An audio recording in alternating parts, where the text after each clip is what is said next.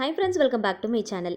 இப்போ மாங்காய் சீசனாக இருக்கிறதுனால சீசன் முடியறதுக்குள்ளே கண்டிப்பாக இந்த ரெசிபியை ஒரு தடவை டேஸ்ட் பண்ணி பார்த்துருங்க. அந்த அளவுக்கு டேஸ்ட்டாக இருக்குங்க. ஒரு தட்டு சோறு கூட அப்படியே உள்ளே போயிடும். அந்த அளவுக்கு செம்ம டேஸ்ட்டாக இருக்கும். இதை செய்யறதுக்கு மாங்காயும் தேங்காயும் யூஸ் பண்ண போகிறோம். ஸோ பார்க்குறதுக்கு முன்னாடி சேனலை மறக்காமல் சப்ஸ்கிரைப் பண்ணிக்கோங்க. கூடவே இருக்கிற பெல் ஐக்கனையும் கிளிக் பண்ணிக்கோங்க. அப்போ தான் நான் போடுற வீடியோஸ் உங்களுக்கு நோட்டிஃபிகேஷன் வரும். நீங்கள் மிஸ் பண்ணாமல் பார்க்கலாம். இந்த மாங்காயை நம்ம ஃபுல்லாலாம் எடுக்க தேவையில்லை. ஒரு பாதி மாங்காய் இருந்தால் போதும். கொஞ்சம் இனிப்பு கலந்த மாங்காவாக இருந்துச்சு அப்படின்னா இன்னும் கொஞ்சம் டேஸ்ட்டு தூக்கலாக இருக்கும். இதை செய்யறதுக்கு நான் நீட்டு மாங்காய் எடுத்துருக்கிறேன். அதாவது கிளிமூக்கு மாங்கான்னு சொல்லுவாங்க இல்லையா, அதை எடுத்துருக்கிறேன். கொஞ்சம் இனிப்பு கலந்த மாங்காவாக இருந்துச்சுன்னா டேஸ்ட் ரொம்ப நல்லாயிருக்கும் அப்படிங்கிறதுக்காக இதை எடுத்துருக்கிறேன். இதே நீங்கள் குண்டு மாங்காயில் புளிப்பு மாங்காயில் கூட செய்யலாம். அதுவுமே நல்லா தான் இருக்கும். மாங்காயை நல்லா சுத்தமாக கழுவிட்டு ஒரு பாதி பீஸை மட்டும் கட் பண்ணிவிட்டு அதை இந்த மாதிரி கொஞ்சம் பெரிய பெரிய பீசஸாக ரஃபாக கட் பண்ணி எடுத்துக்கலாம். இந்த ரெசிபி செய்கிறதுக்கு என்னென்ன பொருட்கள் தேவை அப்படிங்கிறத பார்க்கலாம். பாதி மாங்காய், பாதி தேங்காய், ஒரு 5லேருந்து 6 போல் சின்ன வெங்காயம், ஒரு தக்காளி, இஞ்சி, பூண்டு, கருவேப்பிலை, கொத்தமல்லி, காஞ்ச வத்தல், இது எல்லாமே எடுத்துக்கோங்க. இதை வச்சு தான் இந்த ரெசிபியை நம்ம செய்ய போகிறோம். எப்படி செய்கிறதுன்னு பார்க்கலாம் வாங்க. நல்ல ஒரு அகலமான கடாயாக பார்த்து எடுத்துக்கோங்க. நல்ல கனமான கடாயை எடுத்துக்கோங்க. அப்போ தான் அடிப்பிடிக்காமல் இருக்கும். இதில் கொஞ்சமாக நல்லெண்ணெய் அப்படி இல்லைன்னா தேங்காய் எண்ணெய் சேர்த்துக்கோங்க. இது கூட 1 டீஸ்பூன் அளவுக்கு கடுகு உளுந்து, 1 டீஸ்பூன் ஜீரகம், ஒரு 2 டேபிள் ஸ்பூன் அளவுக்கு கடலைப்பருப்பு சேர்த்துக்கோங்க. ஒரு 6 பல்லு பூண்டு, ஒரு சின்ன துண்டு இஞ்சியை பொடியாக நறுக்கிட்டு சேர்த்துக்கோங்க. 5லேருந்து 6 சின்ன வெங்காயம், ஒரு காஞ்ச வத்தல் காரத்துக்கு ஏற்றா போல் நான் சேர்த்துருக்கிறேன். உங்களுடைய காரத்துக்கு ஏற்றா போல் நீங்கள் சேர்த்துக்கோங்க.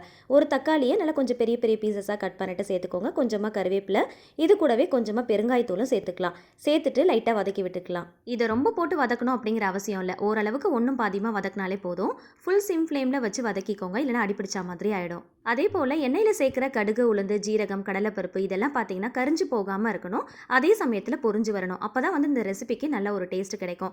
கரிஞ்சிருச்சு அப்படின்னா கசப்பு டேஸ்ட் கொடுத்துரும். ஸோ ஓரளவுக்கு வதங்கினா போதும். இதை ஆற வச்சுட்டு நம்ம அரைக்க போகிறோம். நான் எடுத்துருக்கிற இந்த பாதி மாங்காயில் இந்த பொருட்கள்லாம் சேர்த்திங்க அப்படின்னா ஒரு 4லேருந்து 5 பேர்கிட்ட தாராளமாக சாப்பிட்லாம். ஸோ நீங்கள் அதிகமாக சேர்க்குறீங்க அப்படின்னா அதுக்கேற்றா போல் எல்லா பொருட்களையும் கூட்டிக்கவும் குறைச்சிக்கவும் செஞ்சுக்கோங்க.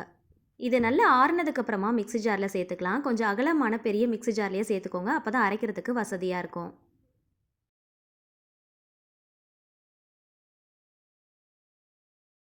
இப்போ இதில் கட் பண்ணி வச்சுருந்த மாங்காயும் சேர்த்துக்கலாம்.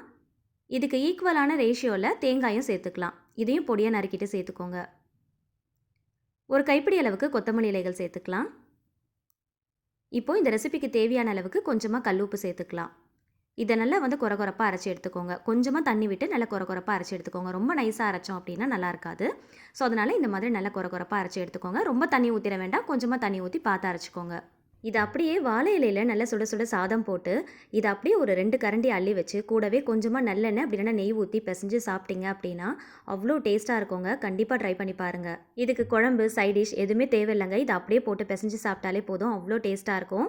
இதை சாதத்து கூட மட்டும் இல்லாமல் இட்லி, தோசை, சப்பாத்தி, பூரின்னு எல்லாத்துக்குமே நீங்கள் யூஸ் பண்ணிக்கலாம். இப்போ மாங்காய் சீசன் அப்படின்றதுனால சீசன் முடியறதுக்குள்ளே கண்டிப்பாக இந்த மாதிரி ஒரு தடவை வாங்கி செஞ்சு டேஸ்ட் பண்ணி பாருங்கள். அவ்வளோ டேஸ்ட்டாக இருக்கும். வீட்டில் ப்ரெக்னென்ட் லேடிஸ் இருந்தாங்க அப்படின்னா கண்டிப்பாக அவங்களோட வாய்க்கு நல்ல புளிப்பு சுவையோட நல்ல காரசாரமாக இருக்கும். கண்டிப்பாக செஞ்சு கொடுங்க. கண்டிப்பாக இந்த மாதிரி ஒரு தடவை ட்ரை பண்ணிட்டு டேஸ்ட் எப்படி இருந்துச்சுன்னு மறக்காம கமெண்ட்ல என்கிட்ட ஷேர் பண்ணுங்க. வீடியோ பிடிச்சா லைக் பண்ணி தெரிஞ்ச எல்லார் கூடயுமே ஷேர் பண்ணிக்கோங்க. அவங்களுக்கு ரொம்பவே யூஸ்ஃபுல்லாக இருக்கும். இந்த மாதிரி இன்னும் நிறைய டிஃப்ரெண்டான ரெசிபிஸ் தெரிஞ்சுக்க என்னோட சேனலை மறக்காம சப்ஸ்கிரைப் பண்ணிட்டு எனக்கு சப்போர்ட் பண்ணுங்க. Thank you so much. கீப் வாட்சிங்.